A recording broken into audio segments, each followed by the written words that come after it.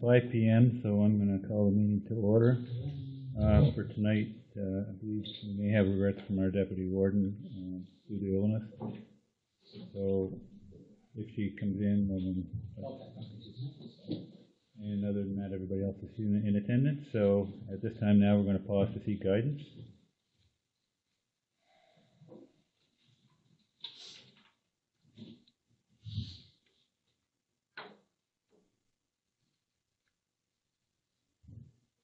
The next thing on the agenda is the approval of the agenda additions and deletions. Is there anything to add or to take off of the agenda for tonight?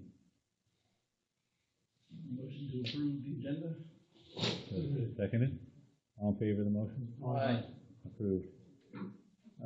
For tonight, the first is we have delegation presentation by Nancy Sue from the Nova Scotia Works. So can I have a motion for Nancy to come forward? My motion to have Nancy come forward. You have a seconder? I'll second it. All in favor? Aye. Approved. The floor is yours. Thank you. Just one correction. I am not with Nova Scotia Works. My co-chair, Jan Murley, who was originally scheduled to speak, is with Nova Scotia Works. Okay. I am happily unemployed, retired, and so I am on the board, the Community Health Board. I'm co-chairs with Jan Murley. Okay. So what we have for this evening is pretty much an introduction of who we are and to let you know a few of the things that we are doing. We're very appreciative of the opportunity to share with you some information. As I said, I am co-chair of the Digby and Area Community Health Board. Jan Murley, my co-chair, is unfortunately not able to be here this evening because of a schedule conflict. So our fellow board member, Miranda McLean, is here tonight presenting with me. Who we are. Could we move to the next slide, please? Yes.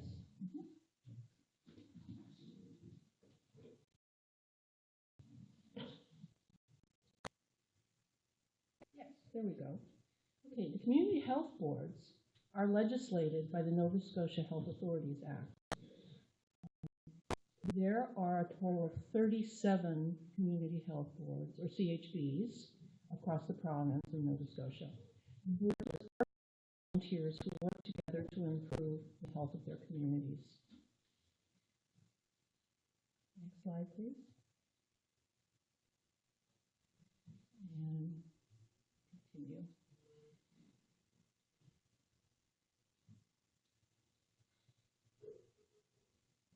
Yes, so this is a little video that will show the basis of what we do, which is to try to think upstream from the medical system. In other words, improving the health of our communities is more than the medical system itself, and in fact, we don't get involved in the medical part. We try to engage in programs for the communities that are more upstream to help prevent people having to go into the medical system.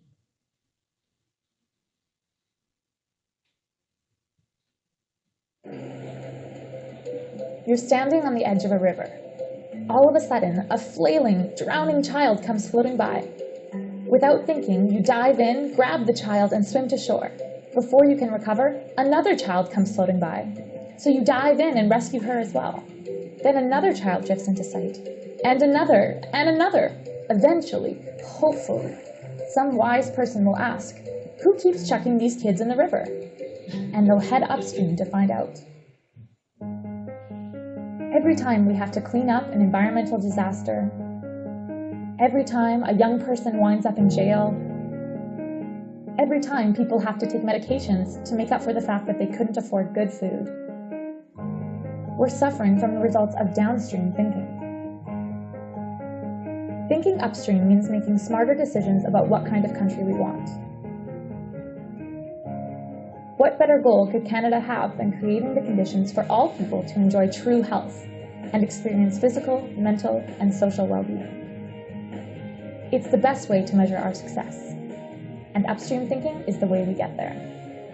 Help us make the mainstream look upstream. Visit us at thinkupstream.net to find out more.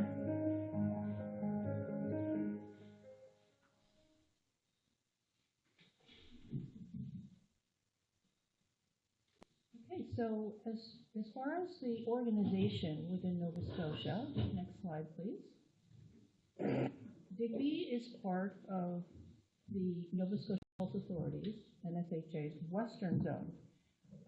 This zone includes 11 health boards in 7 counties, representing a total of approximately 194,000 people. Next slide, please. In the past, each community health board created an individual health plan or partnered with neighboring CHBs to address a shared area and shared priorities.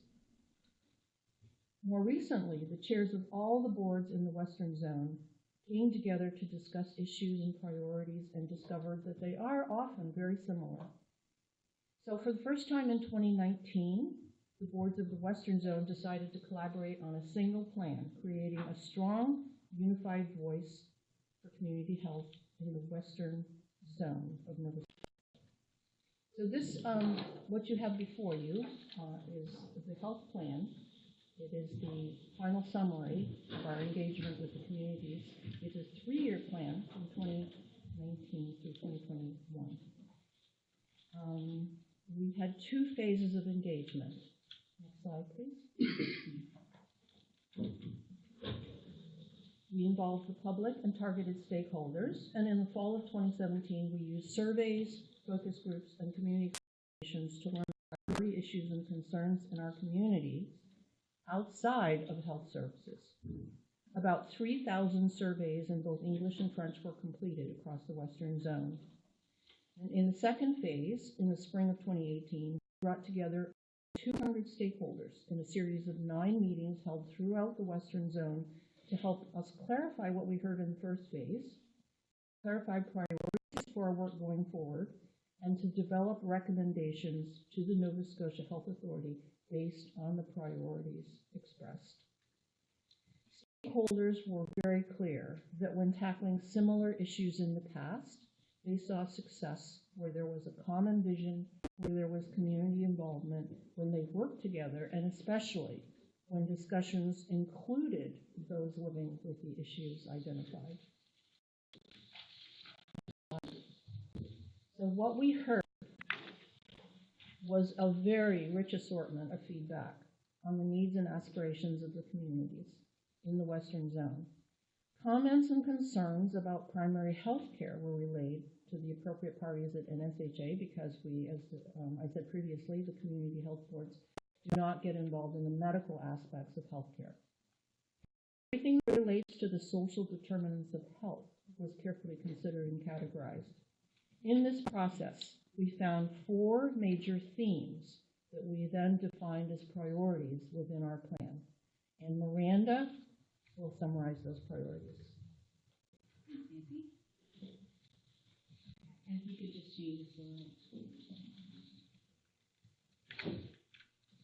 Completed health plan. So, the health plan includes 4 fundamental priorities for the work of the community health boards for the next 3 years. Each priority is accompanied by a short list of recommendations to the Nova Scotia Health Authority to address the priority in their work. So the first one is going to be community and inclusion. We heard that people have challenges with availability and access to healthy living, recreation, and wellness programs in their communities. Recommendations to the Nova Scotia Health Authority include identifying and promoting physical and virtual information exchange programs and shared resource networks and hubs to increase inclusion in volunteering, transportation, recreation, wellness, programming, education, and employment. We also recommend that Nova Scotia Health Authority Western Zone take a lead role in mobilizing stakeholders to educate and support municipal decision makers in transportation, planning, policy, and infrastructure to meet the unique needs of all ages and abilities. Go to the next one. So the next one was recreation and wellness.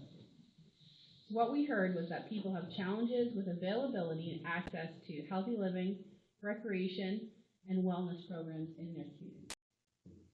Our recommendations are the Nova Scotia Health Authority Western Zone work with partners to increase the availability of community-based healthy living, recreation, and wellness opportunities. Also, that the Nova Scotia Health Authority Western Zone work with partners to remove the barriers to people of all ages participating in community-based healthy living, recreation, and wellness opportunities. Go to the next one. Next one was security.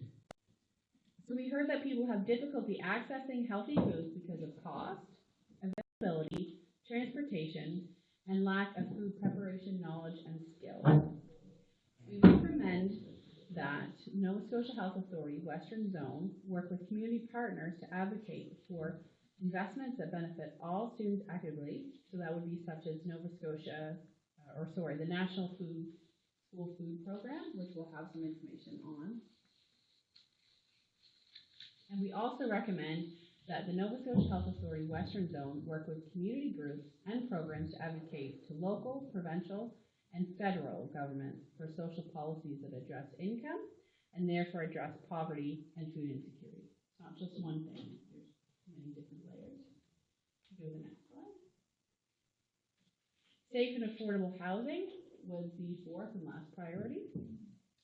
So we heard that people experience a variety of issues finding or maintaining safe, affordable, and appropriate housing.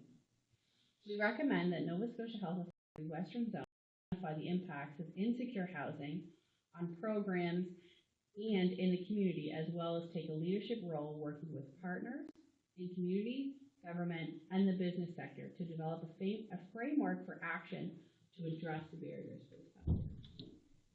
You go to the next. If you go again, we'll go to the next step. And just one more time. What CHB or community health boards do.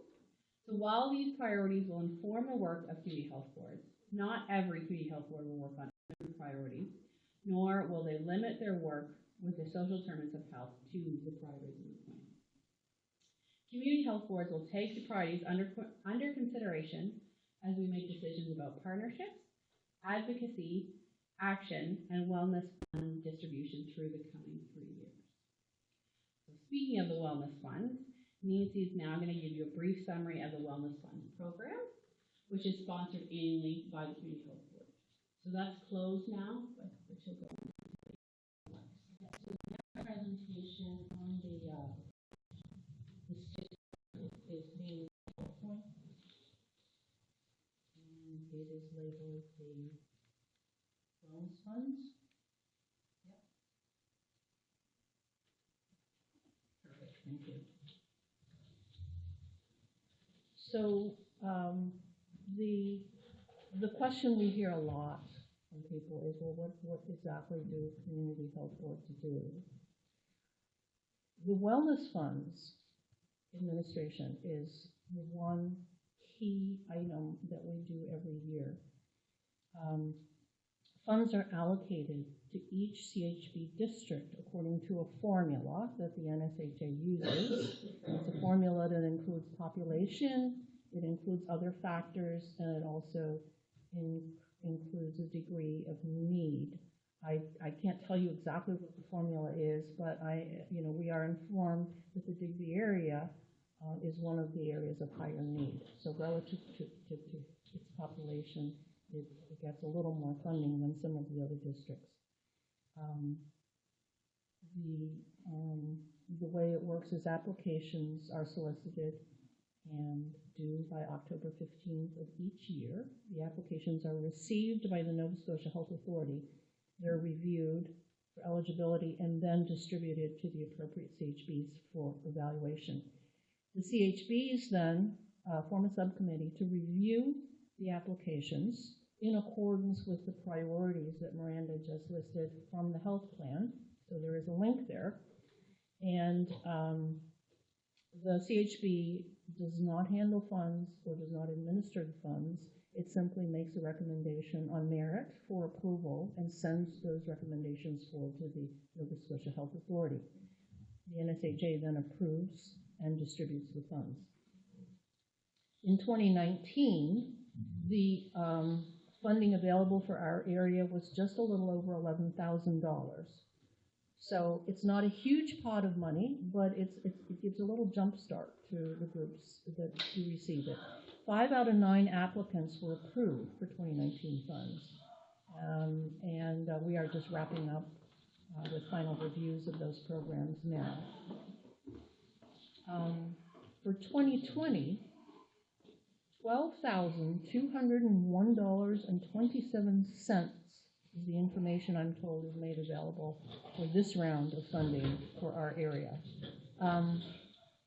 We received 19 applications on October 15th passed, which is yes, it's quite a huge jump from last year, almost double. Yeah, yeah.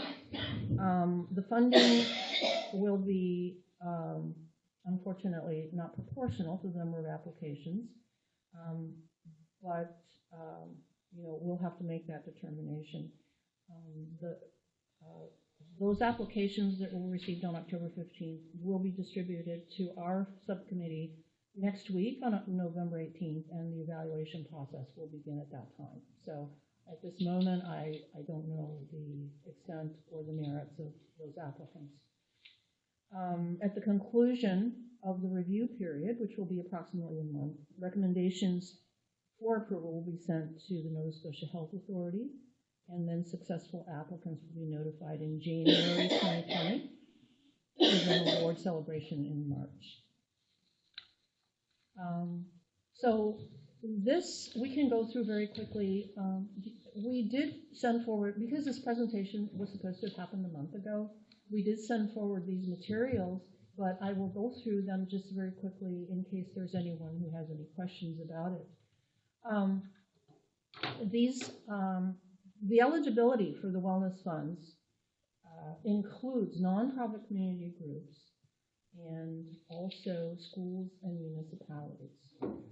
The group can't be a brand new group just formed for the purpose of the funding, but it must have been together for a minimum of 6 months, and they have to be able to receive, manage, and track funding. And what we see sometimes is the nonprofit who does not have the auditable capability will partner with an entity that does, and then we consider those as one group for one project. Next slide, please. Who cannot apply? The funds will not be given to individual people, for-profit groups, or federal or provincial government funds. And also the funds are not to be used for normal operational purposes. The funds also are not given for any medical purpose. They won't be given for any salaries, which are considered operational or for fundraising campaigns. Really, the purpose of the funds is to give a little bit of a jump start, a little bit of boost to a new project that is consistent with our health plan. Next slide. Yes, and the purpose also is not for sustained funding. In other words, we don't want someone to say, well, we can't operate if we don't get this money from you. It's not for that purpose. Repeat funding for previously funded projects will not be allowed, but if, let's say, a project starts up and then wants to expand with another module, another component, do something new, where they've been proven successful, and they want to start a new unit, it is eligible for that. Or what we call supplemental funds for a change, or an add-on. Next slide, please. Because we have a fairly limited amount of funds, we ask each applicant to not request more than $3,000.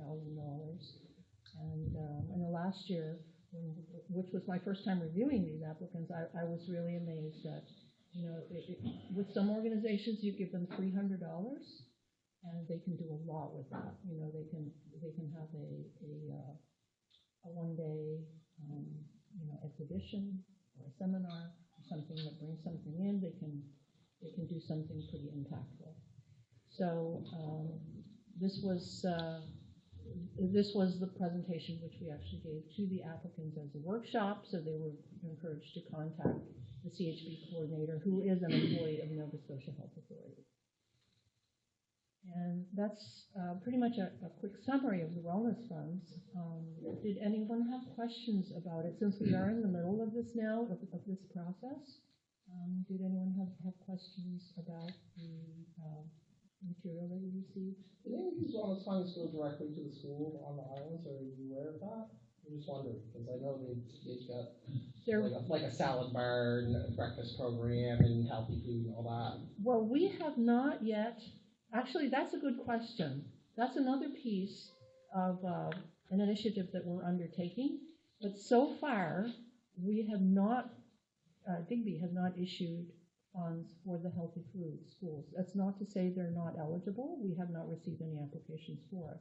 Okay, where would I find the application for? Would I just Google Community Health Board Digby? Yes, community health boards, wellness. Right there, David. Slash wellness funds. Councillor Mander, do you have any And questions? so, actually, I think you have a hard, I think you do. You should have a hard copy of this that was distributed last month, but. You would have received Yeah, an but email. if you just go to the website communityhealthboards.ns, there will be information on there. Yeah, 'cause they do a bunch of stuff like this down on the islands already. Yes. Dr. Ross, do you have any questions? There are other funders, like I know there's a breakfast program and so on, that they're not exactly funded through the Community Health Board, but that's not to say we wouldn't if a good application came through. One thing I noted is that you mentioned earlier about recreation being maybe a challenge or a barrier for some people. So I think we could pass this information on to DARC, the Area Recreation Commission, and they may be able to put an application in to offer some programming to people that can't afford it. And so would something like that be eligible for this program? Yes, that would be eligible. In fact, one of the programs we funded in 2019 was sponsored by the Family Center right here downtown. Mm-hmm. And we gave them a grant for, I think it was $200, right? Because what they wanted, they have a monthly senior day, and some seniors needed transportation, so it was intended for about $20 a month for someone to get transportation one way or another to come to the family center downtown. As it happened on that one, it was an interesting story. They, halfway through the year, switched the money and came back to us and asked for healthy foods instead, because the seniors were able to find their transportation, it turns out, and what they wanted was more fruits and veggies when they got there. So, so the money went to a good cause, regardless of how it was used. It was used for the family center. So we have quite a bit of flexibility in administering this, but as I say, the guidelines just want to make sure that it isn't something that actually a group needs to rely on to sustain its operation. It's something to give it a little bump, a little something extra.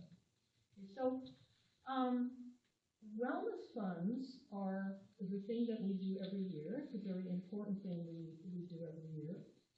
But in addition to that, because we've been quite successful, I think, in growing our board last year from three members to what we have now is 12, thanks to our board members who have brought on other board members, and there's been a lot of good energy and synergy associated with that.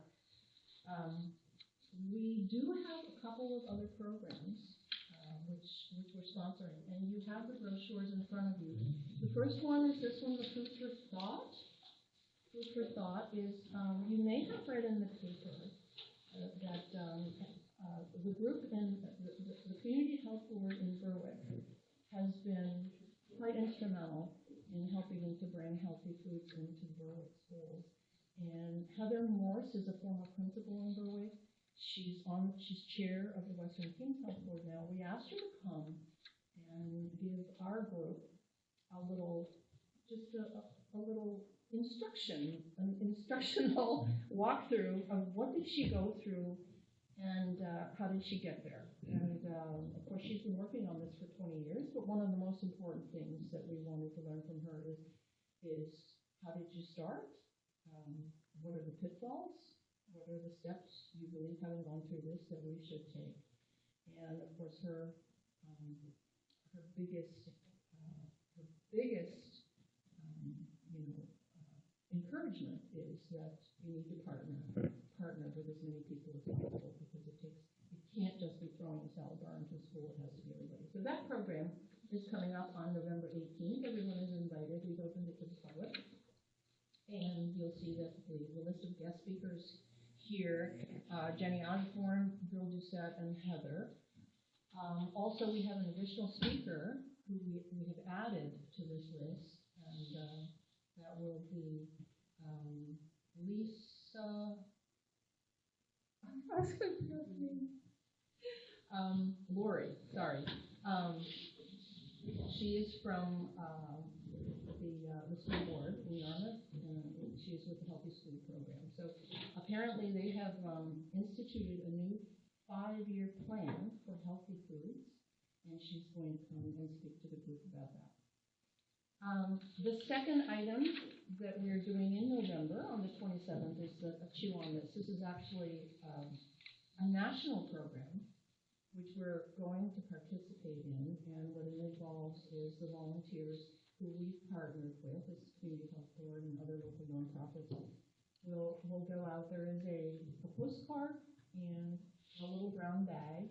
And we will put healthy snacks in the brown bag and the postcard, and the representatives who are going out and handing out the bags at various locations throughout the Digby area will also get signatures for the postcard. The postcard is part of a campaign to the federal government to promote school foods. So we think that most everyone will be on board with that. And eradicating poverty too. Yes,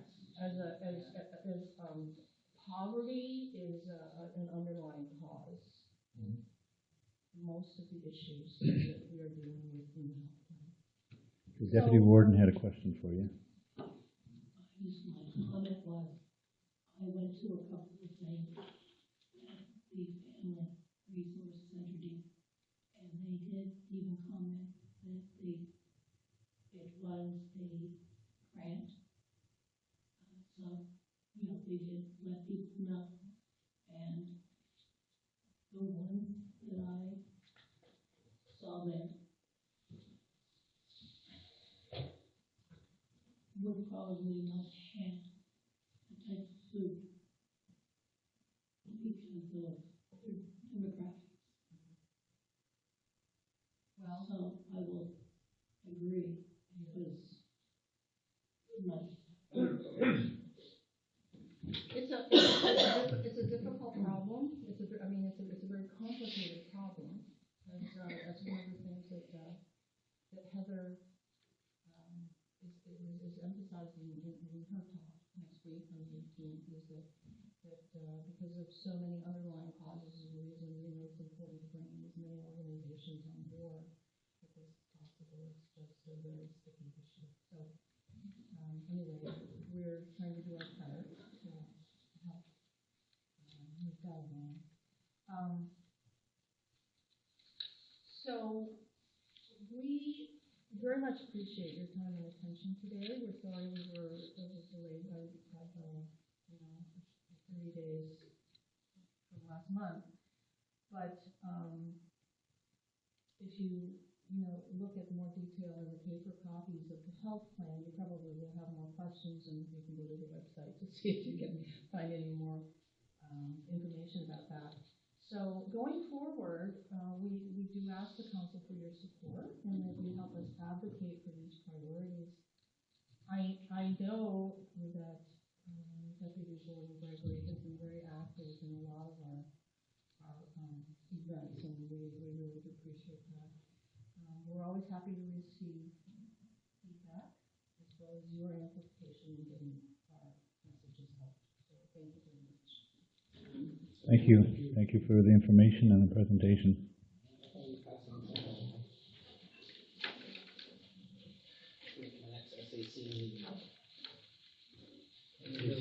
Student advisor and there's also the ability to $80,000 into a greenhouse.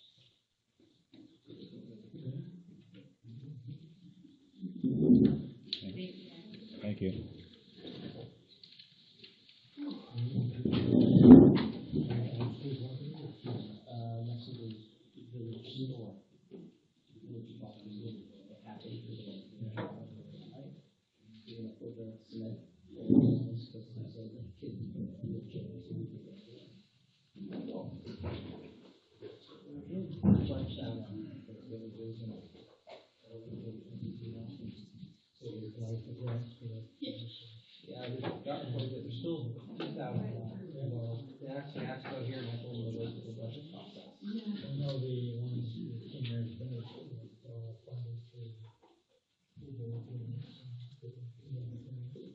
Okay, we're gonna move on to the next item on the agenda, which is the approval of the minutes of October the 15th.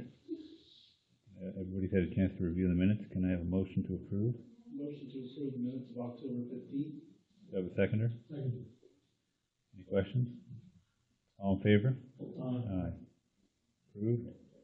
The next is unfinished business from the minutes of October the 15th. Was there anything that anybody had to raise?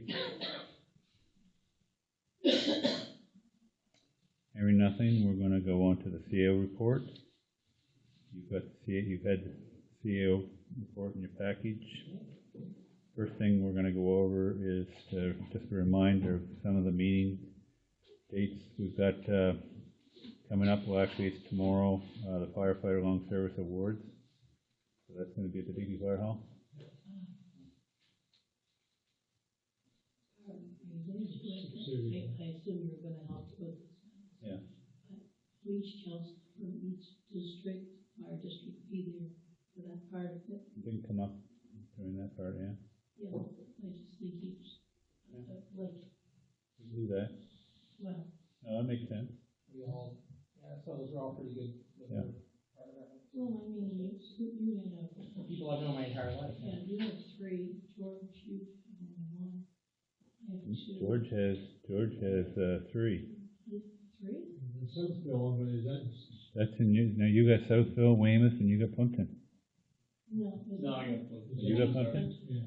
I knew you had Brighton Barham. You have Plumpton too? Yeah, Plumpton too. What's the My line boundary? went down to where the old store was. Yeah, from down Gilman to. Okay. And then I have, Sandy, Digby, We both have Digby. yeah, is. We'll both go out to the Digby. And then I've Oh, got you Smith. should I've be got up Smith. there for the halls. Yeah, I will be, but I've got Smith Cove and Bear River as well. So, all right. I just thought that way. No, it's good to do that, yeah. So that's tomorrow night, so make sure that you're in attendance. On November the 15th, on Friday, we've got Bob Powell's retirement, which is going to be at the Digby Curling Club from 1 o'clock till 4 o'clock. And on November 18th, next Monday, we have the dinner with the TIR and the Deputy Minister up in Cornwallis at the Annapolis Basin Conference Center. Time on that is 6 p.m. 25th of November, we've got council. December the 2nd, we've got TIR at 5 p.m. and Bio and Policy at 6 p.m. December 7th, we have Christmas party at the Wheelhouse. If you're going to be in attendance, make sure that you get a hold of Rob so that he knows you're always supposed to have done it, but if you haven't done it, it's time to get a hold of him. December the 9th, we're going to have Committee of the Whole. December the 16th, 23rd, and 30th, there's not going to be any meetings, and the office is closed from the 24th at noon until January the 2nd. Anyway, before we go on any farther, and I wanted to mention this earlier and I forgot to do it, but I want us to officially welcome Tyler to the council and welcome aboard to the municipality, and glad to have you.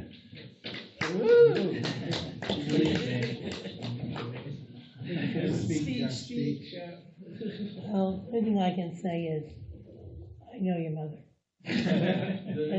Because she spoke the other day, and she said you were coming to work now. She said something, and I said, I don't know who this guy is. She said, see, when you were little. And I got laughing because I'm still visualizing this little boy. Well, I mean, you know, kids are little, they never grow up. And then you look at someone and you're thinking, oh my God, it can't be. So, I'll try to remember your. Mr. Ward. Yes. Before we move on, With the marketing and promotional levy, how are we making? We're gonna, that's on the agenda here. It's on the agenda. Well, it's in the CA report, and you'll see it's highlighted in yellow, so we're gonna be discussing that. Well, needs to be done if we need another meeting right away, and I guess we gotta talk to the town and see when they can be available as well. But I'd like to see us have that meeting before the year's out, because we did tell them that. We said that we would have a meeting right away, but we never ever talked about it, so I'll talk to the mayor about it and try to have a meeting right away. You know, a meeting at the south and Well, CCA.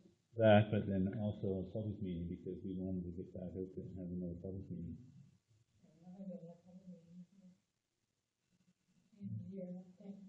I think we need to regroup as a planning committee and see what next step is. I'll talk to the mayor about trying to get together right away between him and myself and you and Tom. But you already had your hand up. I was just gonna say, that wasn't our two councils, it was just you guys. Yeah. But You had said it. what I meant to say is that when the last time we had the meeting with stakeholders, we said we would keep moving on this. So I do want us to get, we do have to set a date, and then even if it's in the new year, but get a date out there and let people know about it. And the reason we're saying that is when we originally went through this and council actually approved moving forward, it was, the marketing levy would still only apply to 10 or over. comment stations with 10 rooms or more. That's registered? At the stakeholder meeting, there was quite a bit of discussion about everyone should have it. So at that point, we haven't reached out to any or had any kind of stakeholder engagement with all the other organizations. So I think that's probably what the next step will have to be. So we'll have the meeting with the town and then set a date for when we're gonna have that stakeholder meeting.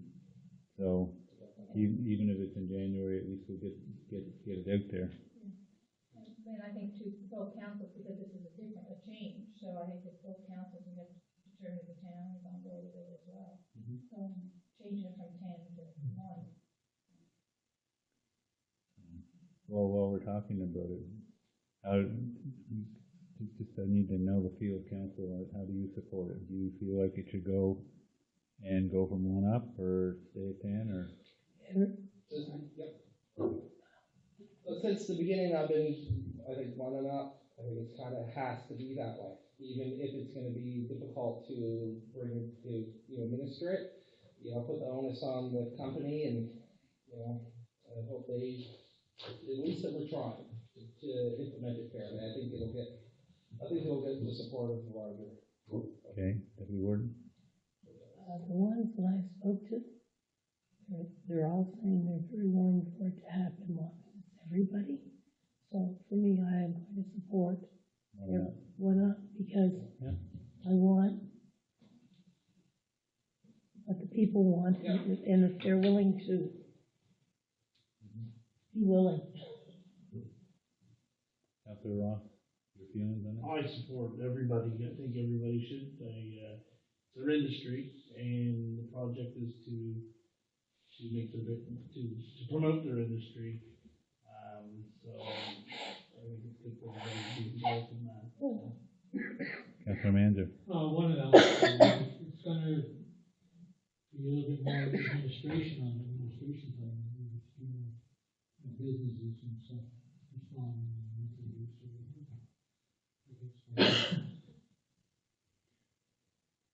I did notice, I haven't really done the math on it, but I thought, take the opportunity where we just come out of Halifax, there is that levy on our hotel room.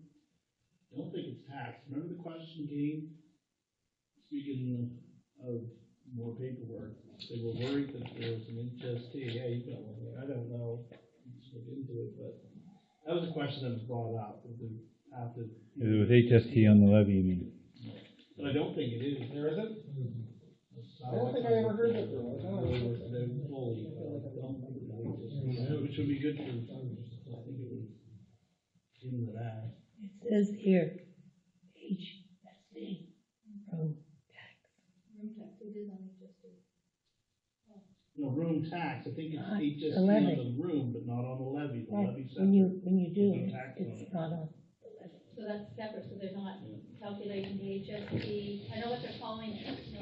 I haven't done the math on it, Linda, I just kinda noticed it when I was coming through this, I just thought I'd bring it up. That's what it's called, Question. marketing levy. But the tax is only on the, Yeah, it's not on the, tax on the levy. there won't be an extra line that they have to do in accounting, they were worried about that being an extra. So, that's the fact, What's but that? there's no tax. It's just a $2 fee and that's it. Yeah. Okay, we're gonna move on this. I'll talk to the mayor about getting the meeting right away. And the other item under the CAO update is the RCMP complement review and to do a follow-up meeting with the town council. And there again, I'll talk to the mayor about seeing when we can meet jointly. If we do, why don't we do all things on the one meeting, plus the waste check, we would like to get. I think there was a discussion at last waste check meeting on having waste check come and do a brief report on the efficiency study, brief summary. We could be part of the joint council meeting. Joint council meeting in the near future. Okay, well, we can have that added to the agenda.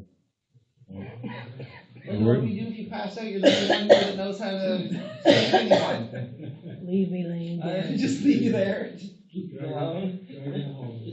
So is there anything else under the CAO update that anybody wants to ask questions on?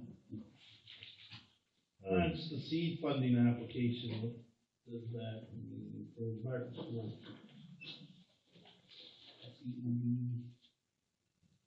I'm not sure. Okay. That's an acronym, so I don't know what that acronym is. Yeah, I was just reading through it. I think when they had met with us, they had talked about they were waiting for some funding to do some more initial studies and work. Okay.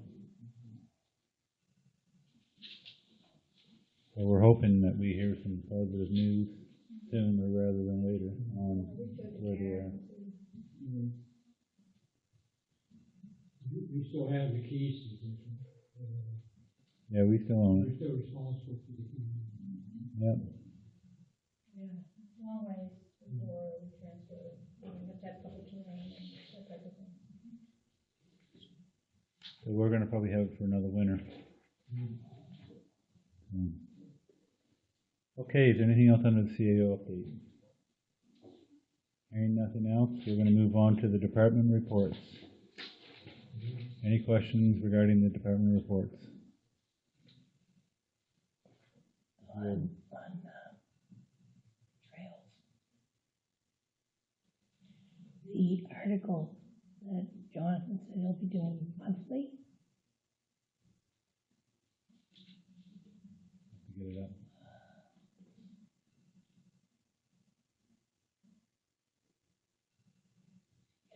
that's the one, promotion and other. Does he mean that, he is doing this to promote our trails?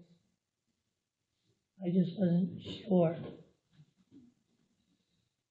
Yeah, he is. That's what he said in the meeting with the open spaces. He said that he'd be doing occasional articles in the Digby or in the Vanguard to publicize our trails, system trails. And I think that it's wonderful. I don't know about money bad. I don't know. We're gonna have it over there. These signs, the markers. I can write. Wash your hands after that. That's right. Yeah. I get sick. You'll be covered in hacking too. Watch. Yeah. I'll figure that out. Catch us. Is there any other questions No, pertaining to the department report?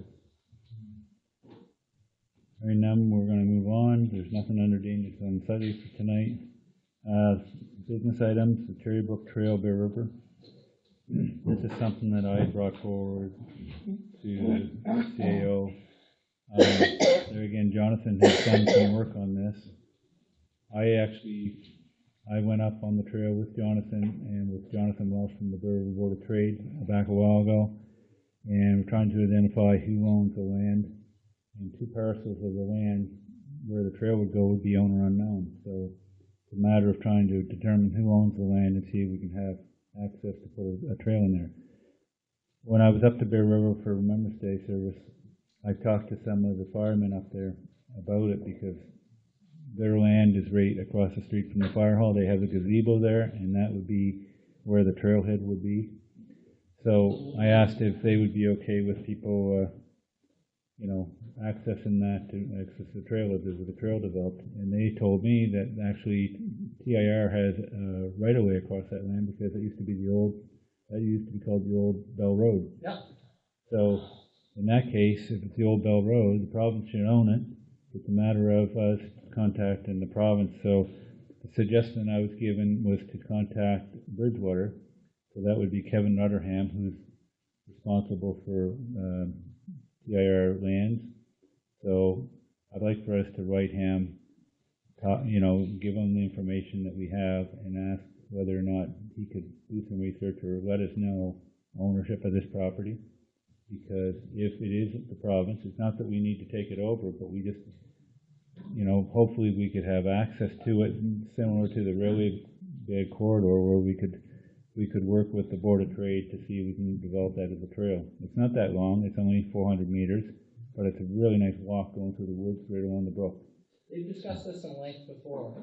I've discussed this trail in length before, a few years ago, and I do think there was problems with, they couldn't find any title. Well, the province owns land on both ends, so it's a matter of just going along the river, or the brook, I should say.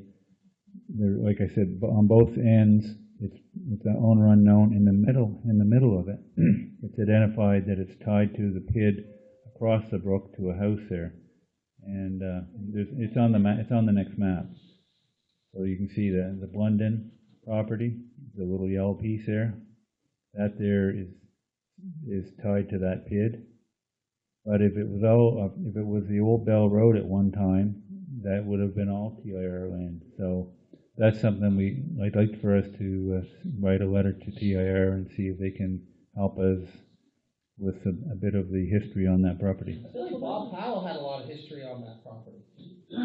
It's moved by Deputy Warden. Do I have a seconder? All in favor? Aye. Approved. Thank you. Bob did much work on that a while ago. And it was really complicated. We're going to move on now to correspondence, and the first was a letter from Minister Chuck Porter from Municipal Affairs and Housing, and that's pertaining to potentially, let me get it here. Okay, that's too far. That's with regards to workman's compensation costs. It's looking like we're going to be liable for when it comes for volunteer firemen. So it's probably, I'd say this was more or less a 12-month notice. So, and for those in the province that don't have coverage for the volunteer firefighters, if they're not currently covered, then we're going to be charged for workman's compensation. So we're going to have to do some work on to see what that's going to mean to us. The insurance that we did with the fire departments covered that. Not workman's comp. Everybody signed up. It was property. That was property. Property insurance. That wasn't individual. That's for workman's compensation. I thought you had a heart attack though. There was a death benefit. If you had a heart attack at a fire, there was a death benefit with the insurance. That's not workman's comp. I mean, no, we didn't do that. So we're hoping we're gonna get some more information either from the province or from the Association of Municipal Administrators on this, because it is, there's a lot of, just loose ends that need to be, we tied to volunteers, it's a monthly report, we have to know monthly from the 10 of the 11 fire departments, I'm assuming the town will be administering their, how many volunteers they have, who they are. So that type of thing. Our concern is that, when we have workers' comp for our own employees, we're aware of what safety practices we have in place that we require of our employees. We do not have any control over what goes on site. So it's a little bit of a concern there. We're probably looking at anywhere between $9,000 and $10,000. If they're assuming a volunteer wage would be around $10,200, so it'd be about $48 per member times how many members it would be. So there's some logistics that need to be worked out, and hopefully we'll get some a little bit of guidance from the province. Now, this is, I think, even if, I don't think it matters what if individual fire departments do have liability coverage. I think this is even with that, which, I mean, and I think there's some who would argue that maybe workman's comp isn't the best way to go about protecting them. So either way, this was something that was done very quickly with little stakeholder engagement. I mean, it was like a Friday, type thing that was thrown at us. So, as we said, hopefully in the next year there'll be some guidance on how to go about doing this and keeping track from fire departments on a monthly basis who the volunteers are. Question though I have is it's saying here that it's going to be impacting municipalities that don't provide current coverage for the volunteer firefighters. What if we look at private plans to cover our fire departments for this same work, and it may be cheaper and it may not be as much of an administrative issue? I haven't read the legislation, but my understanding is that I don't know, it doesn't say or another plan that I've heard. It says for municipalities, yes. Already do this. Okay. So I think that might be what. Is that what they're referring to? They're already using workers' comp? Some municipalities provide workers' comp for their volunteer fire departments. Okay. I think they're the only one that, I think the other ones, anywhere where there's a blend of volunteer and paid, those were the Trailblazers, and then I think Antigonish is the only one I'm aware of that was doing it. Okay. Here.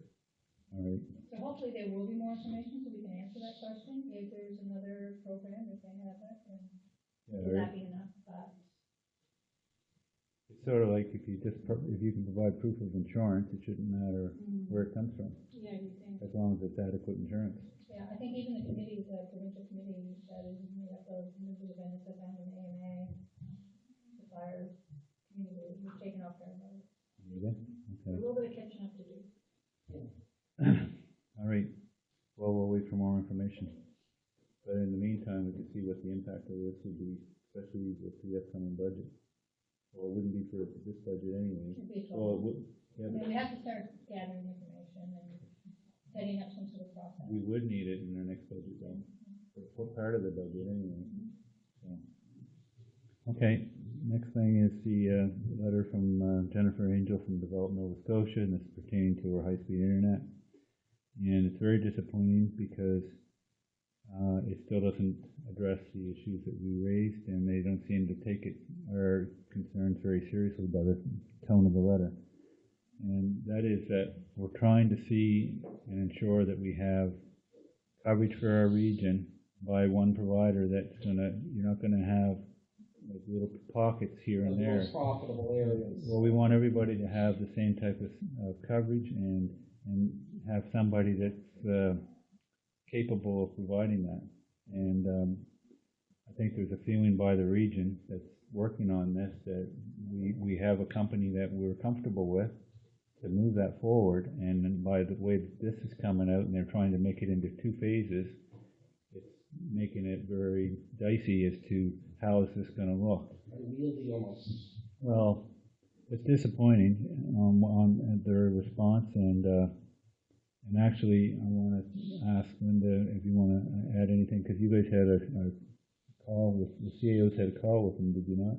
And this letter is a result of that call. Basically, even before the RFP process was established, I think there were some concerns that were put forward to them in terms of the process itself. And as you said, the short term, some of the first had to be like the low hanging fruit, anything that could be done within a year.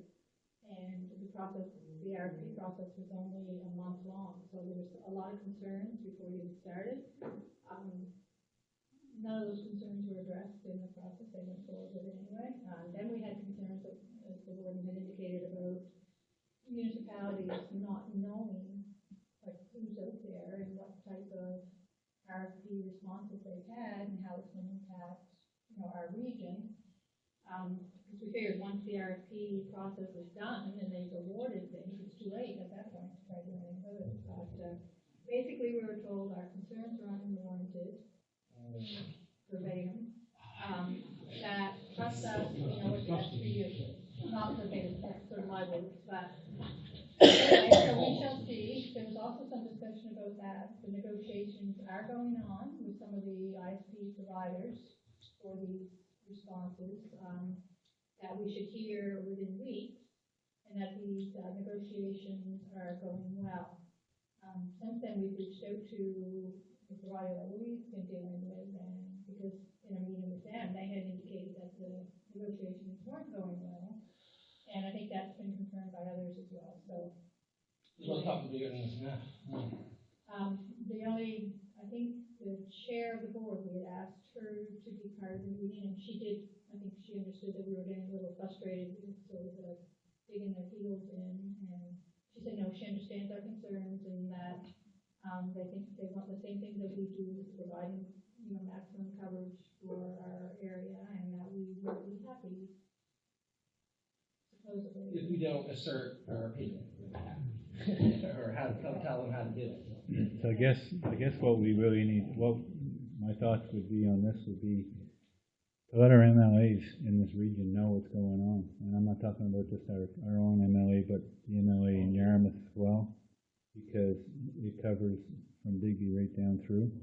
And there's 3 MLAs that would be in this coverage area, because we do have a plan, and I think it's a solid plan. The Ren's done an awesome job on putting this together and working with us on it, and to see it go to the wayside, it's not going to be good. But the other thing that was a little bit encouraging was when they do the evaluation of the proposals, that they're weighted, and I think the fact that municipalities all contributed funding to it, I mean, that gives it a little extra weight, and that is being, the coverage was quite broad. So, we're hopeful that things, that will be good, but I would suggest that I think we need to move forward. If we haven't heard anything in the next couple of weeks, start to put a little pressure. I think Gordon is aware of this, Okay. but I don't know about the other two. Well, it's a matter of letting them down, Yarmouth and Barrington get a hold of their MLAs and let them express their concerns as well. So the content of the letter you want, we'd like the province to take a look at working with the REN and following the REN plan. Is that specifically what you're hoping for? I think the REN, or it's not the REN, I think the Development Nova Scotia is following the province's plan, to be honest. I think they were the ones that said we want some quick wins. That's why the first RFP was to be done within a year. So they were looking for, so I think they're following the provincial. But see, in saying that, they could still do this project and say, here's the project, it's 2 phases, but it's going to be awarded all at the same time, so you know who's going to get it all at the same time. And then they have a phased approach as to how they're going to do the work. That's certainly, That's a rough. I expressed my concerns with other councillors last week, and what the thing is with this project, like you said, the Ren built this. It'd be nice to have one company do it. If you get 6 companies do it, then you're not gonna have a good line of service. You're gonna spend months. It's just gonna be terrible, because people will be calling in. It's great to say, oh, we have the internet here, but it takes me back to the spring workshop. One of the companies did their presentation on what happens once the internet's put there. You need to be able to afford to fix it. You need to have the infrastructure people, traffic control. But my fear is if you have 3 or 4 companies making this, the first question is going to be when people call in, there's a breakdown. Well, it's not my fault. You spend 2 weeks finding out whose fault it is, while you've got 2 or 3 streets that have no internet and paid almost a month. It's going to get very frustrating, I think, what I know. I think they're looking for more than 95% coverage. So I think, there's only certain ones that can provide that type of coverage, and the most up to date. But the concern is, technology. yeah, I think it's just, I think the concern, like you say, is the lack of, they're treating us as a stakeholder as opposed to the partner that we really are. I think that's the frustrating part of it, so. they also, at our level, we've been responsible for doing the work that's been done to date, and it seems like the province and the federal government are just putting money on it, but yet the province is dictating on where the money's gonna go. So, I don't think the federal government's involved in any of these discussions. No, so, I think it's the internet trust, I think is the ones doing the review. well, yeah, but they do the review after it's been submitted from Develop Nova Scotia. There's a three-person panel on this review committee. So, anyway, I mean, we're hopeful, but. I think if, right now, if our MLA is aware of it, that's what we need, but if this doesn't start moving in a couple of weeks, we're gonna have to see what pressure they can put on it. So we're gonna move on, there's nothing in camera for tonight. I've been asked if we can make sure that the climate change emergency that was asked of us to look at a few months ago could be put back on the agenda. Yeah, I think we have Terry Thibodeau coming, to the December, I think, second meeting. I think there was a wish on council to bring forward and talk about, I think the board had wanted to talk about climate change in general, bring Terry in, so I think that can be part of that. Okay. Second of December. Thank you. Anything else? If not, then I'll ask for a motion to adjourn. Second, all in favor? Aye. Thank you. There's no dropping dead from, boards, Linda.